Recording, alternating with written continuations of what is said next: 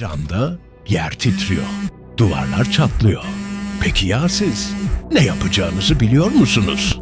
Türkiye, dünyanın en aktif fay hatlarından birinin üzerinde.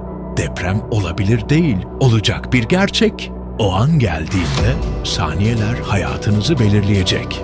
Bu videoda o kritik anlarda nasıl hayatta kalacağınızı, hangi hatalardan kaçınmanız gerektiğini ve doğru adımları tek tek öğreneceksiniz.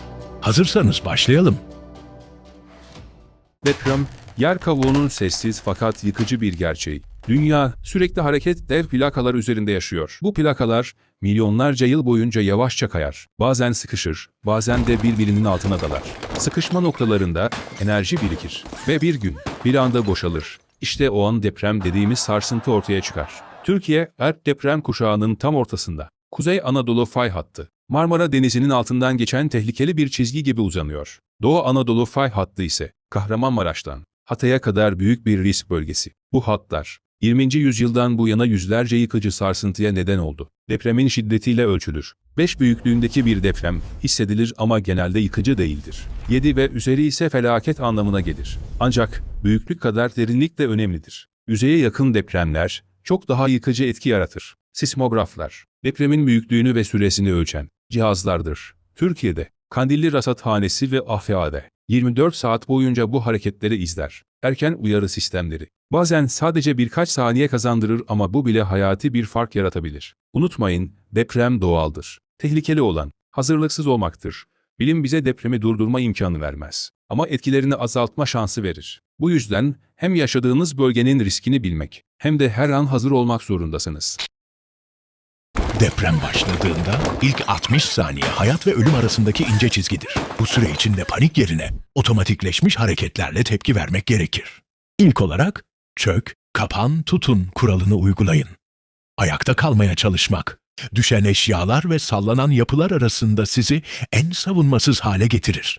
Dizlerinizi kırarak çömelin, başınızı ve boynunuzu kollarınızla koruyun, sağlam bir mobilyanın ayağına sıkıca tutunun. Kapı eşiğine gitmek artık güvenli kabul edilmiyor. En güvenli yer ağır ve devrilmeyecek bir mobilyanın yanı veya içidir. Pencerelerden uzak durun. Kırılan cam depremde en yaygın yaralanma sebebidir. Dışarıdaysanız binalardan, duvarlardan, ağaçlardan ve elektrik direklerinden uzak bir açık alan bulun. Araç içindeyseniz yavaşça kenara çekin.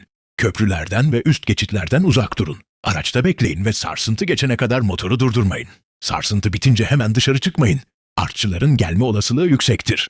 Önce bulunduğunuz yerdeki riskleri kontrol edin. Gaz kaçağı, elektrik kıvılcımı, yangın riski veya çökmeye başlamış duvarlar.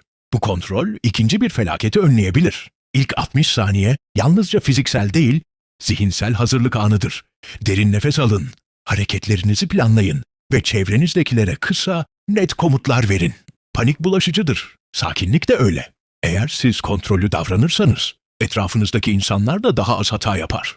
Deprem sona erdiğinde tehlikenin geçtiğini sanmak, yapılabilecek en büyük hatalardan biridir. Ana şoktan sonra, dakikalar, saatler hatta günler boyunca artçı sarsıntılar devam eder. Bu sarsıntılar, ana depremden daha küçük şiddette olsa da, yıkılmış veya zayıflamış binalarda büyük tehlike yaratır bu yüzden. Deprem bitmez hemen binadan çıkmak ve güvenli, açık bir geçmek hayati önem taşır. Artçılar sırasında paniğe kapılmak yerine, tıpkı ilk deprem anında olduğu gibi, çök kapan tutun tekniğini uygulamak gerekir. Eğer açık alandaysanız, binalardan, direklerden ve devrilebilecek her türlü nesneden uzak durun. Unutmayın, artçı sarsıntıların ne zaman ve ne kadar güçlü olacağını tahmin etmek mümkün değildir. Depremden sonraki ilk 24 saat, hayatta kalma ve güvenlik açısından kritik bir zaman dilimidir. Bu süreçte öncelikler net olmalıdır. Güvenli bir yerde olmak, yaralı varsa ilk yardım uygulamak ve temel ihtiyaçları karşılamak. Yanınızda acil durum çantanız varsa su, gıda, battaniye, el feneri ve temel tıbbi malzemeler hayat kurtarır.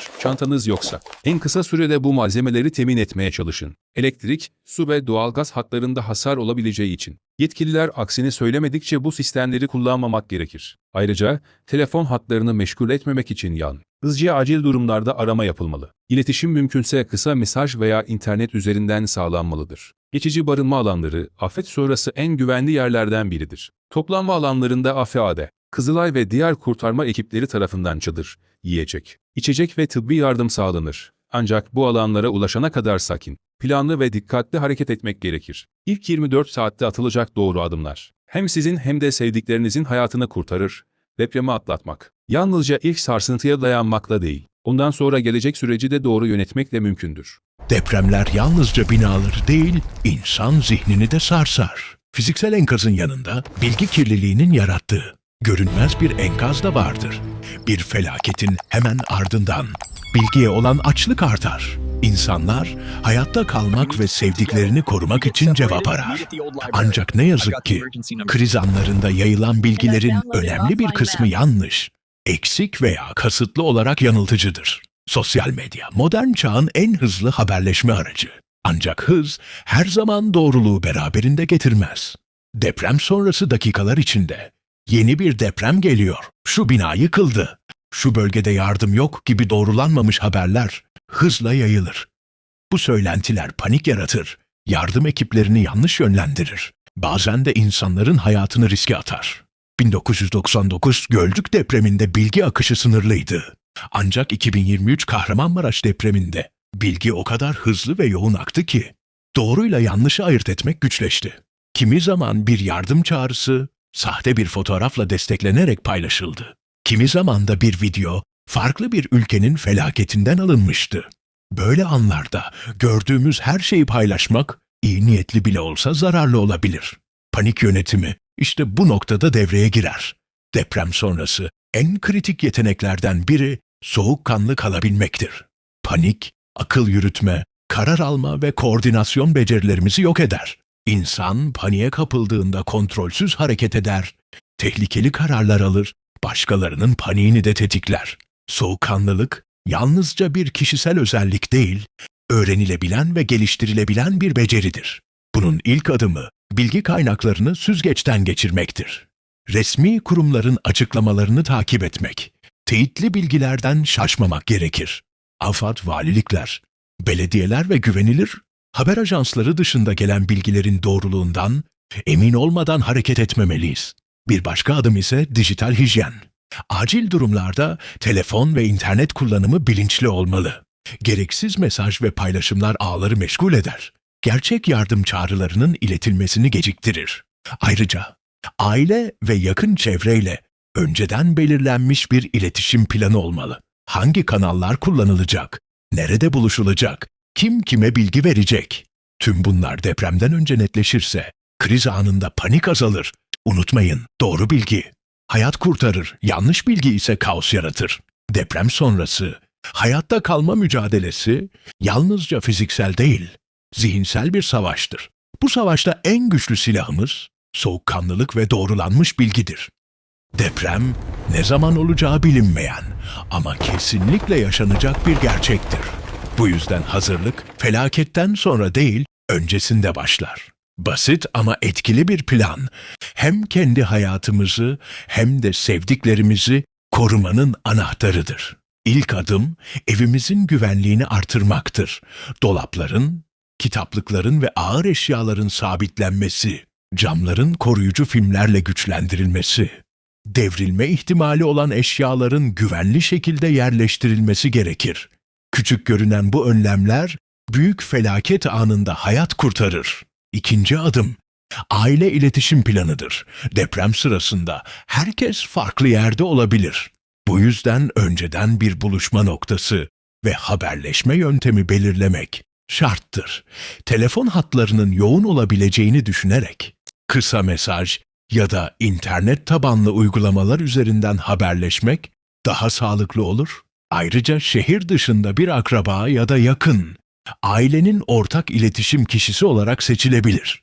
Üçüncü adım, toplanma alanlarını bilmek ve ailenin tüm fertlerine öğretmektir. Mahalledeki en yakın güvenli toplanma alanı önceden görülmeli. Gerekirse birlikte tatbikat yapılmalıdır. Böylece kriz anında herkesin nereye gideceği bilinir. Acil durum çantası hazırlamak da hayati öneme sahiptir. Bu çantada su, konserve yiyecek, ilk yardım malzemeleri, el feneri, yedek piller, powerbank, battaniye, temel ilaçlar ve kimlik fotokopileri bulunmalıdır. Çanta kapının hemen yanında ya da kolay ulaşılabilecek bir yerde olmalı, düzenli aralıklarla kontrol edilmelidir. Son olarak tatbikat alışkanlığı geliştirilmelidir. Evde, okulda ya da iş yerinde çök kapan tutun gibi temel hareketler düzenli olarak uygulanmalı, aile bireyleriyle senaryolar çalışılmalıdır. Bu tekrarlar gerçek an geldiğinde paniği azaltır ve refleksleri güçlendirir. Unutmayın, deprem gerçeğini değiştiremeyiz ama ona karşı hazırlıklı olabiliriz.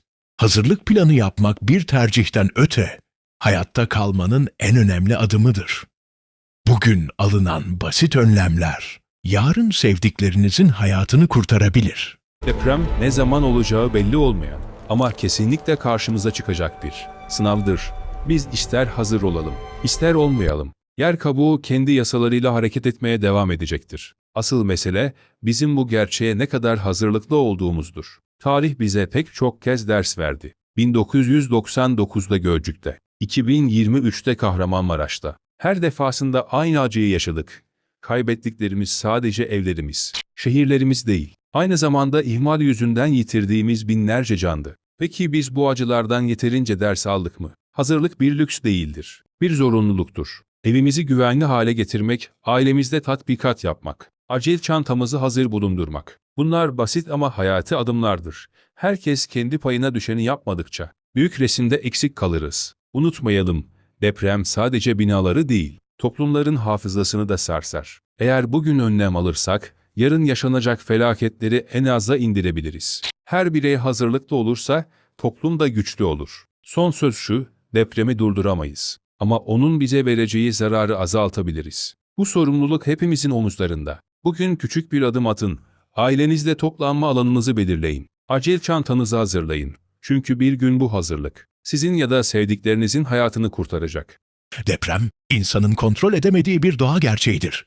Ama onun karşısında hazırlıklı olmak, hayatı korumanın en önemli yoludur. Felaketin büyüklüğü değil, bizim ona verdiğimiz tepki belirleyicidir. Hazırlıklı olmak sadece evimizi güçlendirmekle sınırlı değildir. Zihnimizi, ailemizi ve toplumu da buna dahil etmek gerekir. Her evin temelinde bir güvenlik planı olmalıdır. Mobilyalar sabitlenmeli, çıkış yolları engellenmemeli, cam ve ağır eşyalar dikkatle yerleştirilmelidir. Her odada uygulanabilecek çök kapan tutun noktaları işaretlenmelidir. Çünkü deprem anında saniyeler içinde refleksler devreye girer ve planlı hareket hayat kurtarır. Aile iletişim planı, acil durumlarda paniğin önüne geçer. Telefon hatları yoğun olduğunda kısa mesaj veya internet tabanlı uygulamalar üzerinden iletişim kurulabilir. Hangi aile üyesi hangi kanaldan sorumlu olacak? Hangi buluşma noktaları kullanılacak önceden belirlenmelidir. Bu, hem bireysel hem de toplumsal koordinasyonu güçlendirir. Toplanma alanları, ev ve iş yerlerinin dışında güvenli sığınaklar sunar. Mahalledeki parklar, açık alanlar ve belirlenmiş meydanlar önceden ziyaret edilmeli, aile bireylerine öğretilmelidir. Böylece deprem anında insanlar doğru noktaya yönelir, kaos minimuma iner. Acil durum çantası. İlk 72 saatlik kritik sürede hayat kurtarır. İçinde su, konserve yiyecekler, ilk yardım malzemeleri, fener, yedek pil, powerbank, battaniye, ilaçlar ve kimlik fotokopileri olmalıdır. Çanta her zaman ulaşılabilir bir yerde tutulmalı, düzenli olarak kontrol edilmelidir. Evcil hayvanlar için ek malzemeler unutulmamalıdır. Okul ve iş yerlerinde tatbikatlar, refleksleri güçlendirir ve paniği azaltır. Çocuklar, gençler ve yetişkinler ne yapacağımızı bilmek ile güven kazanır. Düzenli tatbikatlar, acil durumlarda koordinasyonu sağlar ve kayıpları minimize eder. Psikolojik hazırlık, fiziksel hazırlık kadar önemlidir. Deprem sadece binaları değil, zihinleri de sarsar. Aile içinde ve toplumda dayanışma, bilgi paylaşımı ve sakinlik, kriz anında paniği önler. Panik bulaşıcıdır. Hazırlıklı ve soğukkanlı bireyler, çevresindekilere güven aşılar. Toplumsal farkındalık, bireysel hazırlığın ötesinde bir güç yarat. Komşularla yapılan tatbikatlar, mahallenin güvenli toplanma noktalarının bilinmesi, dayanışmayı artırır ve kriz sonrası toparlanmayı hızlandırır. Bir mahallede herkes hazırlıklıysa, o toplum felakete karşı daha dirençlidir. Unutmayın, depremi durduramayız ama etkilerini azaltabiliriz. Hazırlık, ihmalden daha değerlidir. Bugün atılacak küçük adımlar, yarın hayat kurtarır. Deprem sadece fiziksel değil, zihinsel bir mücadeledir. Bilinçli, hazırlıklı ve dayanışma içinde bir toplum, felaketlerin üstesinden gelir.